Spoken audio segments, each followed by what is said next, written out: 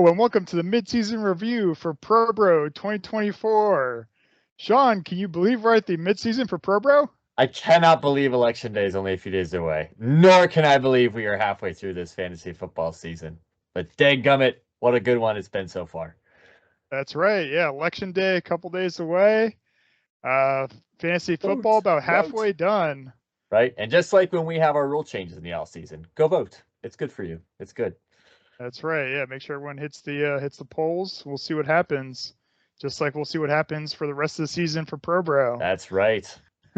Oh man. All right. All right. So 21st season, who do you see as a top contender to take the Manduka Trophy this year? Victor, that's a great question. And I, with all due respect, I cannot pick you for a second season in a row. I've been going back and forth on it, but I'm gonna go with my guy Jared. Jared's got such a solid backfield in Derrick Henry and Saquon Barkley. I know there was some stuff that came up in the chat when that was the way he went with the draft, but it's worked out really well for him so far. He's gonna need CJ Stroud to wake up a little bit here soon, but outside of that, I think he's got some real good consistency to take him farther into the playoffs this year. Okay, yeah, that's a good vote for Jared as a contender. Yeah, like you said, his running backs are really strong. I think he has like two of the best running backs this year so far. So that's a great pick, great vote. I'm going to vote for Aaron as a contender. I really feel like Aaron has really strong receivers. A couple of rookies who have been really good with Neighbors and then Brian Thomas Jr. And Cooper Kupp's coming back, Justin Jefferson. So really strong receiving core. And then Jaden Daniels has been playing really well. Out of his mind. All right, so we have the two contenders that we feel like are going to make a run for the Manduka Trophy. How about who do you see as sneaking in? Who's your vote for sixth place prediction? Who do you see sneaking into the playoffs and could make a deep run?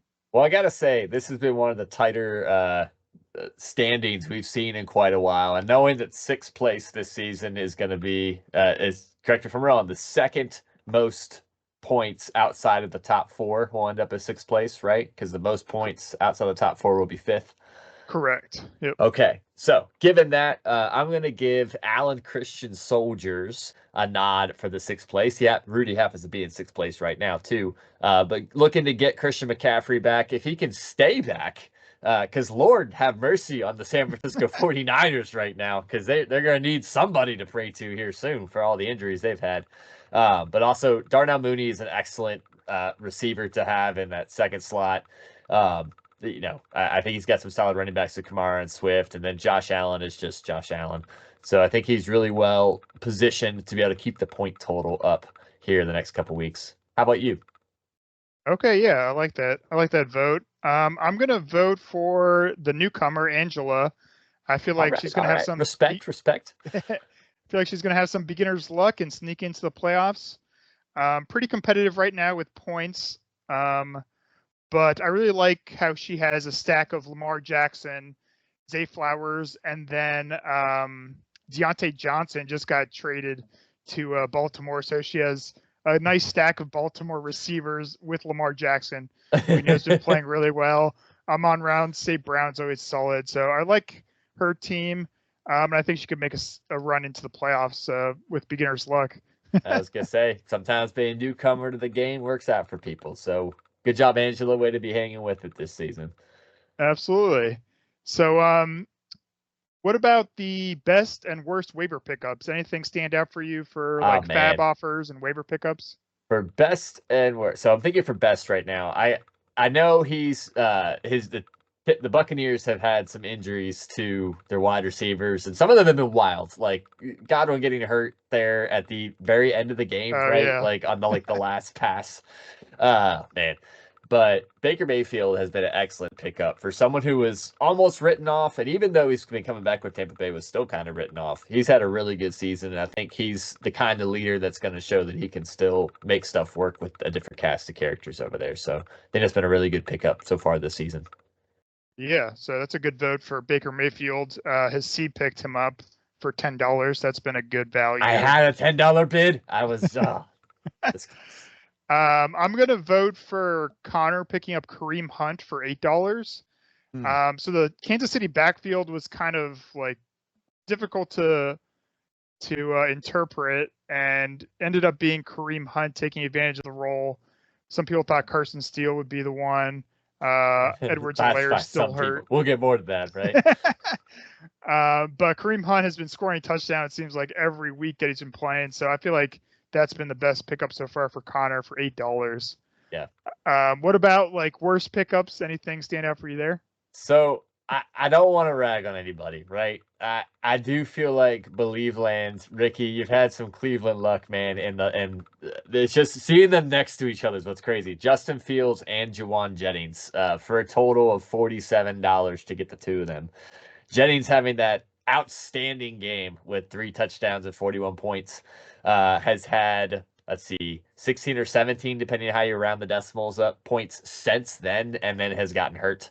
So that's, that's always a struggle. You don't want to see that. And then Fields, I don't even know how to understand Mike Tomlin, but it worked. That's what's weird, right? Like Mike Tomlin clearly made the right decision to switch to Russell Wilson for now, but you got to wonder if Fields is even going to get to see playing time again, or if it's Russell Wilson's team now. So it's just it's the way fantasy goes. Sometimes you hit bad luck, but it's the cost of the bad luck for Cleveland that's got me. Listen, that combination is my worst. Yeah, that's a good vote. Unlucky for Jennings with all the injuries that the 49ers have had. And then Fields, I mean, he was 4-2 with as a starter and got benched, which is unfortunate. I feel like he was playing pretty well, but like you said, Russell Wilson has been outperforming as far as like throwing down the field. Yeah. So I definitely understand that vote. I'm going to say, kind of sticking with the Kansas City running back theme, the worst pickup. My vote's going to be for Carson Steele for $23 for my dad. It was tough to tell who's going to be the main running back. A lot of people thought Carson Steele would take that job. He only had like 2 games as a starter and really didn't do much. And I think he ended up getting dropped. So Carson Steele is going to be my vote for worst pickup. Listen, I give it 3 years. All right. And Carson Steele is going to not even need a stage name. He's going to be wrestling in the WWE. He's just going to be the Steel guy. It's going to be great for him, but not for fantasy, but nonetheless. Yeah. All right. So, any other stats or anything you want to point out before we wrap it up here, Sean? As a reminder, we are tracking through with our Pro Bro history and everything. I did have, I was talking to Victor ahead of our recording today, and I noticed even with the change that we've made in recent seasons, where the last 2 playoff positions out of 6 get in more on points than they do on record, the safe number you need in Pro Bro Fantasy is to get to 8 wins. I have not seen anywhere in our history where an 8-win team has missed the playoffs. So it's a kind of cool barometer to see, especially as we have so many teams that are stuck at 4-4. That even some of the folks that are on the bottom end of points in that group, you just get a few breaks to go your way in the record, and you can still manage to make the playoffs in that sense. So we'll see if that changes this year. But 8 wins is the kind of the fail-safe point. Okay, yeah, that's good to know, especially with the team sitting at like 6-2, 5-3. Just need a couple more wins to pretty much lock in a spot. Yep. All right, Sean. Appreciate the time, and absolutely, good luck for the second half of the season. Good luck to all the owners.